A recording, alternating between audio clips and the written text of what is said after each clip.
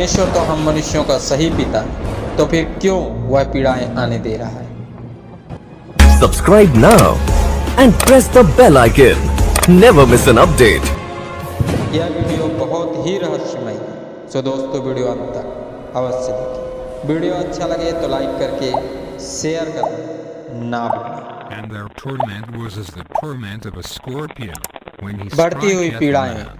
ईश्वर का And in those साक्षात्कार days, कराती हैं। men shall seek death and shall not find it, and shall desire to die, and जब death shall परेशानियां flee from गहराती them. हैं तभी मनुष्य सच्चे हृदय से ईश्वर को पुकारता है। यह कोई प्रमाण नहीं, सिर्फ और सिर्फ बाइबल की भविष्यवाणियों की गणनाओं पर आधारित अध्ययन है।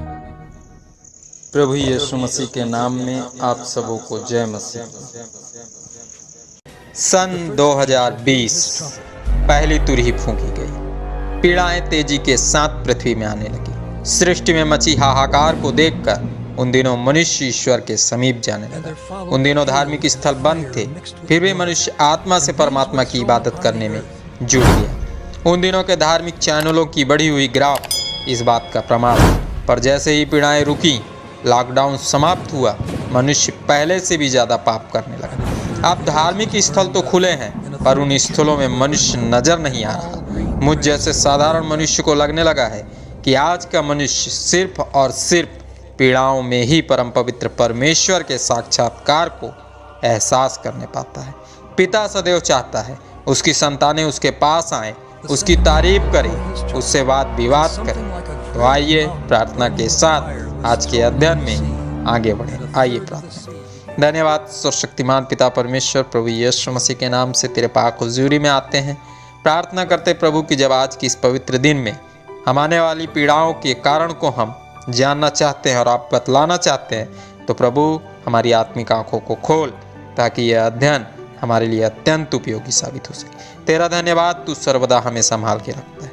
धन्यवाद के साथ प्रार्थना मसीह यीशु के नाम से मांगते हैं, आमीन। सन 2021 बीत गया, 2022 शुरू होने वाला है। जो गुजरा विचार करने का समय है, प्रतिज्ञा लेने का समय है।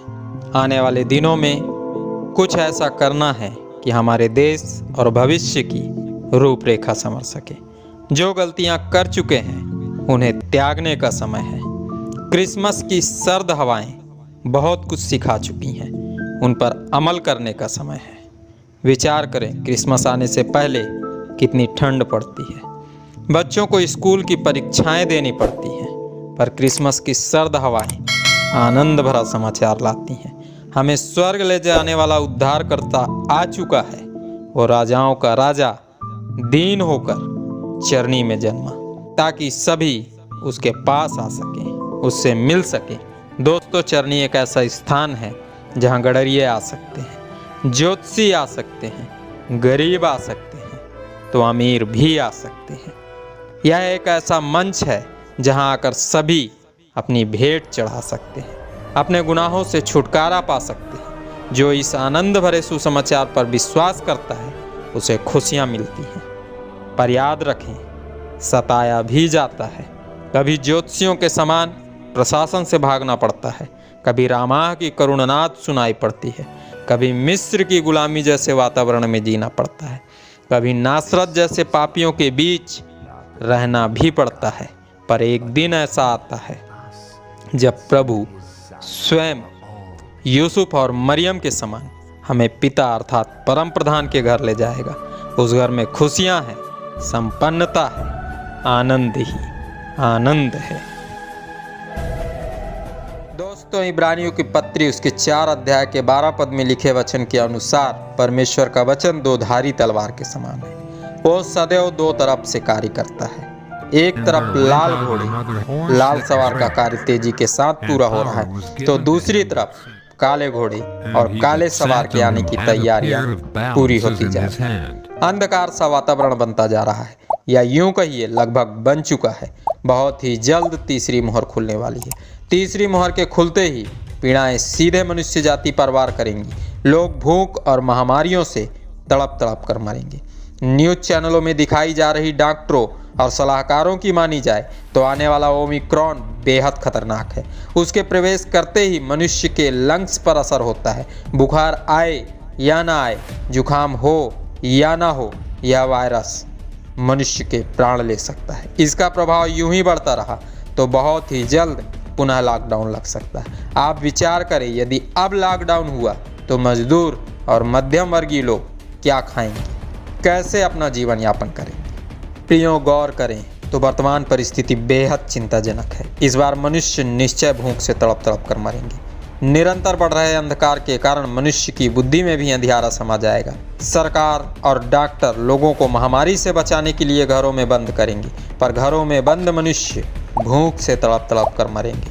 ठीक यही दर्शन यूहन्ना जी ने लगभग 2000 साल पहले देखा था कि अंधकार का राज्य फैलते ही तीसरी मोहर खुली, मजदूर लोग भूख से तड़प तड़प कर मरने लगे। दोस्तों, ऐसा क्यों होगा? पीड़ाएं आने का कारण क्या है? आज की वीडियो में पवित्र आत्मा बताने वाला है। सो चैनल सब्सक्राइब करके हमारे साथ अवश्य जुड़ें। इस चैनल में हम निरंतर इसी प्रकार की वीडियोस अपलोड करते हैं। कमेंट में वीडियो से संबंधित राय या जय मसीह लिखना ना भूलें। प्रकाशित वाक्य में लिखी भविष्यवाणियां, बदल चुका परिवेश चीख चीख कर कह रहे हैं, तीसरी मोहर बहुत ही जल्द खुलने वाली है। प्रभु यीशु मसीह ने क्रूस पर शैतान को परास्त कर दिया है। वो परमेश्वर के आदेश के बिना कुछ नहीं कर सकता। सो जैसे ही ये दर्दनाक परिस्थितियां उत्पन्न होंगी, जैसे ही शैतान की ऊर्जाएं अंधकार में क्रियाशील होने लगेंगी, प्रभु यीशु मसीह के चुने हुए अभिषिक्त दास लौ लगाकर प्रार्थनाएं करेंगे। आने वाले दर्दनाक दिनों में बेदारी भी आएगी। डॉक्टर और सरकार भले ही परिस्थितियों को ना संभाल पाएं, पर जो मनुष्य आत्मा से प्रभु को पुकारेगा, पश्चाताप करेगा, बाइबल पढ़ेगा, परमेश्वर के दासों के पास जाकर प्रार्थनाएं करेगा, उन दिनों में आने वाली समस्याओं से निजात पाएगा। पर दोस्तों, आने वाले दिनों में सदैव की भांति मनुष्य पुनः वचन के साथ समझौता करने लगेगा और अचानक चौथी मोहर खुल जाएगी। यह मोहर खोले जाने की तैयारियां 3 मोहरों के खोले जाते ही पूरी हो जाएंगी। इसलिए चौथी मोहर खोले जाने का संकेत शायद ही मनुष्य जाति समझ पाए, पर यह मोहर भयंकर हाहाकार के साथ खुलेगी। इस मोहर के खुलते ही पृथ्वी के 1/4 मनुष्य मर मिटेंगे और पाप का प्रतिशत अत्यंत बढ़ जाएगा। तब 5वीं तुरही की प्रलयकारी आवाज सुनाई देगी। प्रलयकारी दिन प्रारंभ हो जाएंगे। असहनीय पीड़ा देने वाली टिड्डियां आएंगी। इस बार इन पीड़ादायक टिड्डियों की अगुवाई स्वयं शैतान कर रहा होगा। भयंकर कोलाहल मचेगा। उसके बाद क्या होगा, आइए वचन से समझने का प्रयास करें। प्रकाशित वाक्य की पुस्तक 9 अध्याय 12 पद। पहली विपत्ति बीत चुकी, देखो अब इसके बाद 2 विपत्ति और आने वाली। टिड्डियों द्वारा आने वाली असहनीय पीड़ा बीतने के बाद यूहन्ना जी एक चेतावनी का वर्णन कर रहे हैं।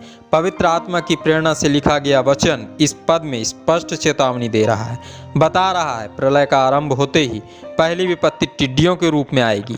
अब आगे और 2 विपत्तियां आएंगी। इस अध्याय के अध्ययन में हम जान चुके हैं पहली विपत्ति अविश्वासियों की शारीरिक पीड़ा से संबंधित होगी। इस विपत्ति के द्वारा पवित्र परमेश्वर अपने इकलौते पुत्र के महान बलिदान की महिमा समस्त मानव जाति के सामने प्रकट करेगा। सिर्फ प्रभु यीशु मसीह ही है जो मनुष्य की आत्मा को सुरक्षा प्रदान कर सकता है। एकमात्र वही है जिसने समस्त मनुष्य जाति के अपराधों का दाम अपने लहू द्वारा चुकाया है। जो मनुष्य उसके इकलौते पुत्र के महानतम बलिदान को अस्वीकार कर दिया, उसके लहू के महत्व को नहीं समझा, परमेश्वर द्वारा आने वाले पहले प्रकोप का शिकार उन्हें ही बनना पड़ेगा। टिड्डियों द्वारा आने वाली असहनीय पीड़ा में भी परमेश्वर समस्त मनुष्य जाति का ध्यान अपनी ओर आकर्षित करेगा। स्पष्ट रूप से प्रत्येक मनुष्य यह प्रमाण पाएगा कि केवल प्रभु यीशु मसीह पर विश्वास करने वाले, उसकी इबादत करने वाले ही आने वाली पीड़ाओं से बच सकते हैं। केवल वे ही शैतान और उसकी शक्तियों पर विजय प्राप्त कर सकते हैं। प्रकाशित वाक्य की पुस्तक के इस प्रकाशन में पवित्र आत्मा बताना चाहता है, पीड़ाएं ईश्वर से मिलाती हैं। क्रिसमस ठिठुरती ठंड में आता है, पर जीवन देने वाले प्रभु का सुसमाचार सुनाता है। परमेश्वर हमारा पिता है, बाहें पसार कर अपने पास बुलाता है। हम उसका शब्द नहीं सुन पाते, तब पीड़ाएं आती हैं, हमें ईश्वर का साक्षात्कार कराती हैं, हमें प्रेम करने वाले प्रभु यीशु मसीह से मिलाती हैं। हमारी आत्मा अनंत विनाश में जाने से बच जाती है। आज का मनुष्य बेहद स्वार्थी है। आज कई मनुष्य अपने जन्मदाता को त्याग चुके हैं। सो अपने पास बुलाने और अपनी संतान को अनंत विनाश से बचाने के लिए लगातार पीड़ाएं आ रही हैं। पीड़ाओं भरा यह दौर अवसर दे रहा है मनुष्य वापस अपने स्वर्गीय पिता के पास आ सकता है, आने वाली घोर विपत्तियों से स्वयं को बचा सकता है। आज के अध्ययन से जो शिक्षा मिली उस शिक्षा के पद को सदैव स्मरण रखें। यह पद लूका रचित सुसमाचार उसके 22 अध्याय के 46 पद में पाया जाता है। आइए हम इस पद को धर्मशास्त्र बाइबल से पढ़ें। सो रहे पतरस, याकूब और यूहन्ना से यीशु ने कहा, क्यों सोते हो? उठो, प्रार्थना करो कि परीक्षा में ना पड़ो। आज यह वचन हम सबों को भी यही कहना चाहता है। आप सबों ने इस अध्ययन को ध्यान से सुना। आप सबों को बहुत बहुत धन्यवाद। प्रभु यीशु मसीह के नाम में आमीन।